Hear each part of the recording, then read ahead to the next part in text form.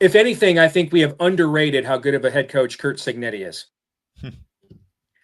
And I think this is the greatest barnstorming of the Big Ten by a woebegone program since Hayden Fry basically broke the Big Two Little Eight in the early '80s. But that first year that Hayden won the Big Ten, they were like 8-3, and it was a multi-year, multi-team tie in '81. That '85 team, Rose Bowl. Yeah. Yes, and that '85 team that was #1 for 5 weeks is freaking loaded with players. I mean, one of the best players on that team, Larry Station, was a consensus All-American, didn't really play much in the NFL, but you had Ronnie Harmon, who played over a decade in the NFL. You had the Heisman Trophy runner-up there, and Chuck Long, several offensive and defensive linemen that played years in the NFL. This Indiana team does not have that. Maybe in a weak quarterback year, Mendoza's kind of played his way into being the top quarterback in the draft. But I think the last few years, neither he nor Ty Simpson would be like #1, quarterback overall. I think it's more of a supply and demand issue.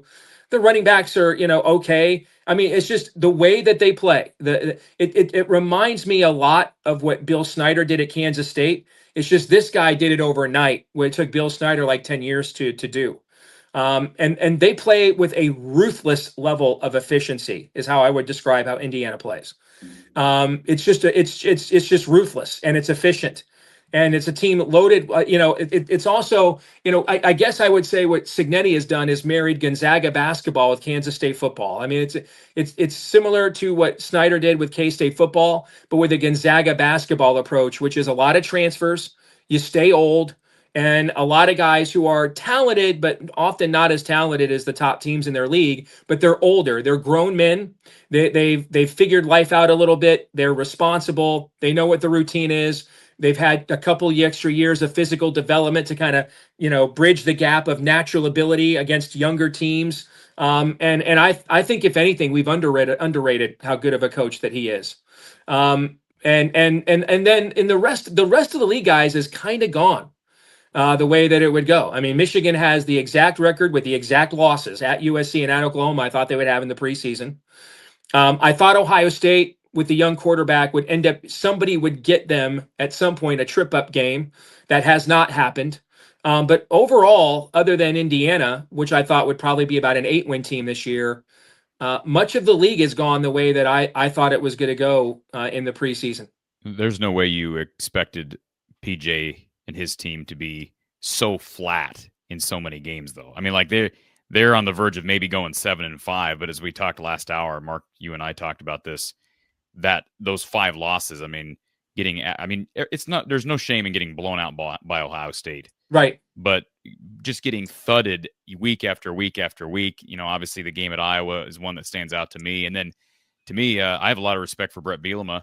In fact, I've tossed his name out there as a guy that I wouldn't mind as a potential candidate when Kirk decides to hang it up. But that Illinois team has been a disappointment. It's a team that had a favorable schedule. I agree. Illinois has been a disappointment from a preseason expectation standpoint. From a power rating standpoint, they're about what many of us rated them in the preseason. I think a lot of what they did last year was schedule specific. And then, the win over that win over South Carolina in the Citrus Bowl, I think gave them a lot more credence than almost anything they did in the regular season. And I think what Illinois is the kind of team that, and Illinois speaks to, again, why I think Cignetti is even a better coach than we think, because he's taking an Illinois kind of roster, older guys that aren't as talented, but older, experienced, and making and playing with that level of ruthless efficiency to just go to Oregon and take on, the NIL All-Star team and spank them in their own backyard there.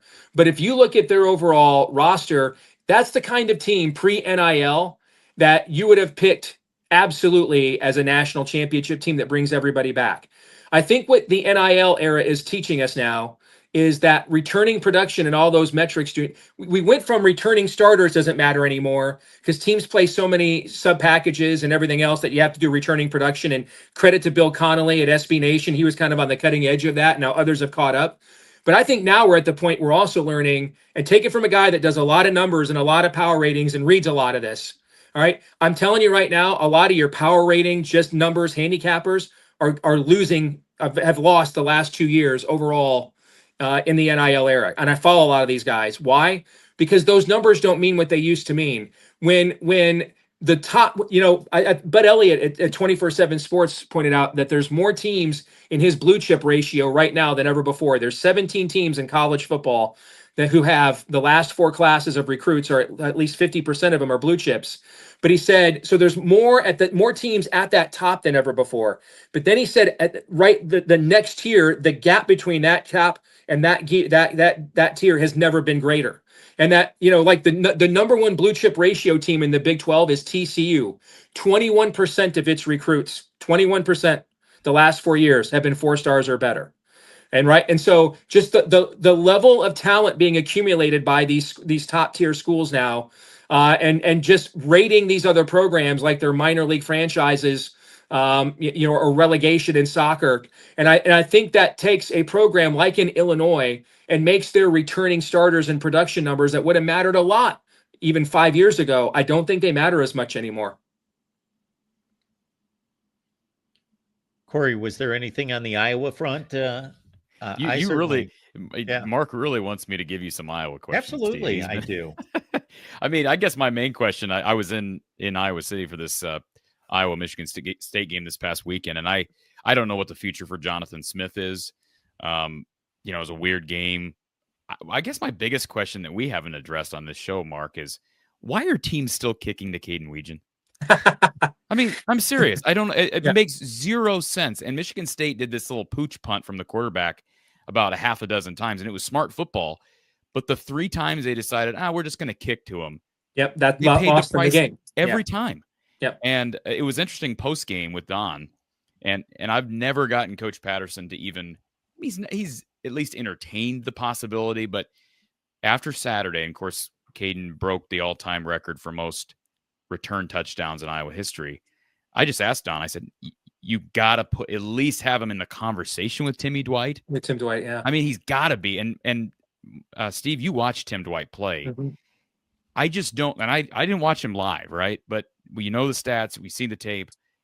I don't know how you can be any better than what Caden Weegan has been.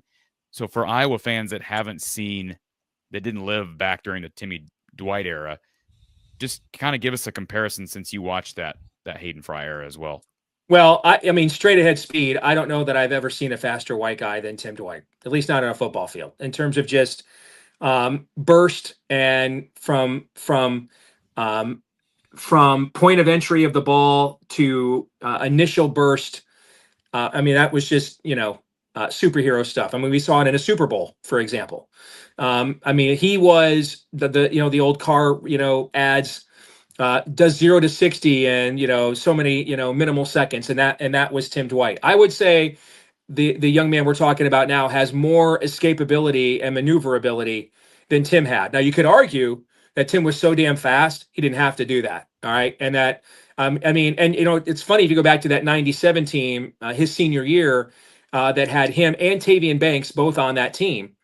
And those were both guys that were daylight guys, that if there was daylight, they were gone, and with instant acceleration. And that's why Tim was able to defy a lot of demographics and make so much money in the National Football League. When you look at Dwight and then all the guys in Cooper DeJean and now now what we saw on Saturday, I mean, if I'm an opposing coach and I see a white guy back there to return a punt for Iowa, I'm just putting it out of bounds. I'm just going to assume the guy is a freaking, is a future decathlete, CrossFit all-star. He's going to be on reality TV when his 40s winning the CrossFit, games. And I'm just kicking the damn thing out of bounds and telling Iowa, you know what, I'll give you 10 yards of hidden yardage. So now instead of driving 70 yards, you got to drive 60 yards. But I'm going to make you do that 4 or 5 times rather than that you have punt returns 4 or 5 times that set you up into my, side of the field every single freaking time. I don't understand it at all. Riley Moss was not a great punt returner, but he was also a fast white guy. Yes. He was a phenomenally fast white guy. Yeah. Yeah. I will say this. I think that also, though, speaks to kind of the more meta thing with Iowa football. And it's been several years since I've had a meaningful conversation with Curt, but I used to know him very well in my previous professional life and loved him to death. And I would think, and it's precisely because he's a dinosaur, and it's precisely because in some degree the game has passed him by, but in all the right ways. Meaning the game has not passed Curt by in the way that it has other coaches who schematically cannot keep up. The game has kind of passed Curt by in the kinds of ways that make us question the future of the game, if what I'm saying makes sense. And I do think when you're at Iowa, and maybe you've heard me say this before, talking Iowa and Iowa State or programs like that, you need a niche. You need an outlier. What makes you different? The dumbest thing Wisconsin did, and I said this to Mark when Fickell came in and went to that air raid offense, Mark, you'll remember, I told you that very first spring, it reminded me of watching Rich Rod out there trying to run the zone read with Stephen Threet, Nick Sheridan at Michigan. Why would you abandon 30 years of what has been successful? Keep doing it, right? And the Wisconsin program in our lifetimes may never recover from that. I mean, they're on their third roster alteration in the 4 years under Fickell now. You know, what Iowa has is an outlier. It's an old style college program with college program values and a coach from that era. And because of the way the game has moved past Kirk, you know, schematically, they still do things. Phil Parker is still out there befuddling quarterbacks and offensive coordinators every single week. All right. So it's not that schematically the game has passed Iowa by. It's that systemically it has in all the ways that we think the game is existentially threatened. And so that throwback look, you know, it's like, hey, I was just at Wrigley 2 weeks ago for Michigan, a very old stadium, but it doesn't look outdated. It's old, but it's vintage. It's old in all the right ways. I went to the Rose Bowl 2 years ago, same thing. It's old, but in all the right ways. Okay. And I would say the same thing about Iowa.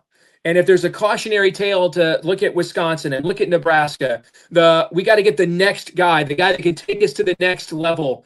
And maybe a lack of some self-awareness there. I would let Curt coach there. I mean, if Curt puts in his will, you know, that, you know, he wants to go full Joe Diffie, prop me up beside the jukebox when I die, drag him out there, man, cadaver and all right, and make him the coach. I'd hold on to that.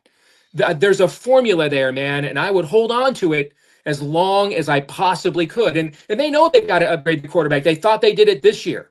I mean, no one in their right mind would have predicted Mark Gronowski would have so many such difficulty completing a downfield pass for an entire year, given his resume at the FCS level. So they know they need to upgrade there, and there's options to do that, and that's where you can maybe spend your NIL money. But I would actually urge Iowa for as long as possible, do not quote unquote modernize. You have a niche, you have an outlier that makes you different, that makes teams have to prepare for you differently. And I think as long as you can have that, you have a chance to be successful.